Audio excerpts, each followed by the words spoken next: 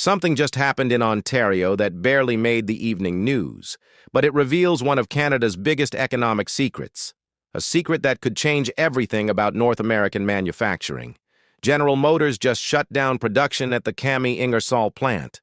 Over 1,000 workers affected overnight. The Brightdrop electric van line gone. On paper, this should have triggered economic panic. Mass layoffs, supply chain collapse, another casualty of Trump's tariff war. But that's not what happened.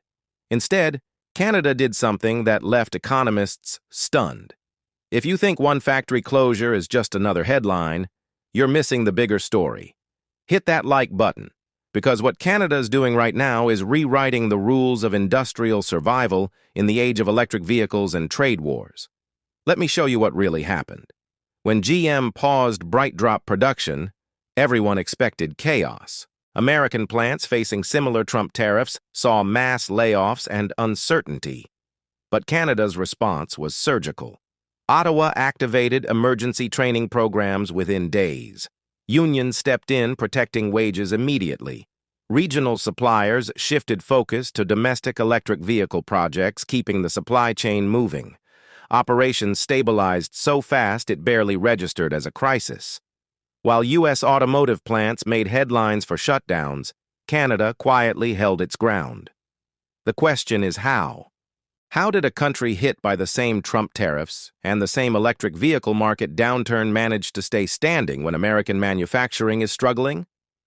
The answer starts in Washington. When Trump imposed 25% tariffs on vehicles assembled in Canada, the impact was immediate and brutal. Parts costs exploded. Logistics slowed. General Motors absorbed around $1.1 billion in tariff costs in just the second quarter. Total losses projected between $4 and $5 billion for the year. These Trump tariffs hit the automotive industry harder than anyone predicted. But here's where Canada's strategy gets interesting. Instead of letting the system break under Trump tariffs, Ottawa activated something most countries don't have.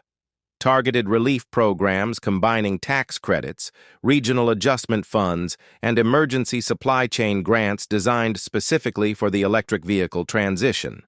Suppliers that relied on U.S. imports began redirecting operations inward, strengthening Canadian manufacturing and reducing exposure to American tariff chaos. This contrast is striking in the automotive industry. While Washington doubled down on protectionism with Trump tariffs, Ottawa doubled down on stability. That difference, calm over chaos, is keeping Canada's electric vehicle industry alive when American plants are faltering under the same economic pressure. But the Brightdrop pause wasn't just about Trump tariffs and economics. It exposed another challenge unique to Canadian electric vehicles: the brutal winter climate. Research by the Canadian Automobile Association shows temperatures between -7 and -15 Celsius cut electric vehicle driving range by 14 to 39%. 65% of EV owners report noticeable performance drops during cold months, enough to make early electric vehicle models struggle meeting delivery targets. Rather than seeing cold as a barrier, Canada turned it into innovation fuel for the automotive industry. Across Ontario, at least 4 startups are developing cold-resistant battery cells designed for sub-zero conditions. Companies like Purolator and Canada Post are transitioning fleets toward hybrid and hydrogen vehicles, ensuring year-round reliability. The same climate that froze electric vehicle performance became the driving force for breakthroughs, pushing Canadian manufacturing to adapt faster than anyone expected. What truly separates Canada from struggling American automotive plants isn't just innovation. It's preparation for economic shocks like Trump tariffs. While other nations scrambled reacting to trade wars, Ottawa built what economists call a shock absorber economy. Between 2020 and 2024, Canada attracted more than $46 billion in electric vehicle investments, supported by roughly $52.5 billion in public incentives, the largest in the G7 relative to GDP. Behind those numbers lies careful strategy, a $5 billion strategic response fund helping companies hit by Trump tariffs, A regional tariff adjustment fund doubled from $450 million to $1 billion, keeping manufacturing steady. A $450 million retraining initiative helping 50,000 workers transition into electric vehicle and battery supply chain roles. The result isn't just stability in the automotive industry, it's trust. Canadian workers see government policy not as distant bureaucracy, but as protection moving with markets and trade wars. That confidence keeps the industrial engine running when American plants stall under Trump tariffs. Meanwhile, General Motors' U.S. operations feel the full weight of Trump's tariff war. The company absorbed $4.5 billion in tariff costs and must reinvest another $4 billion navigating domestic political barriers. For a symbol of American automotive power, this is structural setback. Analysts now describe Canada as GM's natural buffer zone, where research, engineering, and testing continue without uncertainty plaguing U.S. plants. Stable energy prices, predictable policy, and lower logistics costs give Canadian manufacturing rare advantage.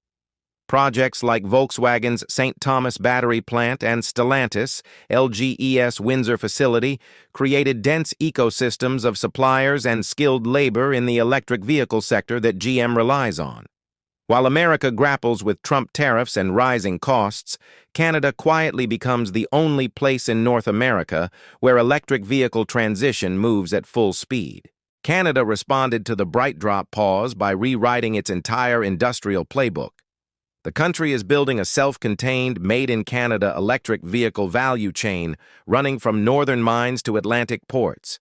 Nickel, lithium, and cobalt, once exported as raw materials, now transformed domestically, feeding the growing EV ecosystem. Ottawa's public investment surpassed private capital by 14%, signaling Canada plays the long game in automotive manufacturing. Ontario is undergoing profound industrial transformation. Cities like St. Thomas, Windsor, and Alliston evolve into centers for battery chemistry, material science, and component innovation in the electric vehicle sector. Canada-EU partnerships are reshaping export futures. Under green trade frameworks, Canada positions itself supplying carbon-neutral batteries to European markets by 2026, tapping demand for transparent low-emission supply chains. This eastward pivot gives Canada industrial leverage it long lacked, growth without depending on American consumer bases, vulnerable to Trump tariffs and trade wars. By choosing autonomy over dependency in automotive manufacturing, Canada isn't just insulating itself from the next economic shock, it's reshaping North American industrial geography. Brightdrop may have stopped, but Canada hasn't. What looked like crisis became a stress test for industrial resilience, and results speak for themselves. While America wrestles with Trump tariffs, political swings, and production cuts in the automotive industry, Canada protects jobs, attracts investment, and keeps electric vehicle factories running. General Motors still maintains Canadian operations, signaling confidence not just in one company, but in the broader electric vehicle ecosystem. Economists describe this as North America's best shock absorption model against trade wars. It's not luck. It's consistency in the face of Trump tariffs and market volatility. So as dust settles, one question lingers. If Canada stays steady through this turbulence in automotive manufacturing and electric vehicle production, can North American supply chains really function without Canada at the center? Subscribe, because this story about Canadian manufacturing resilience is just beginning.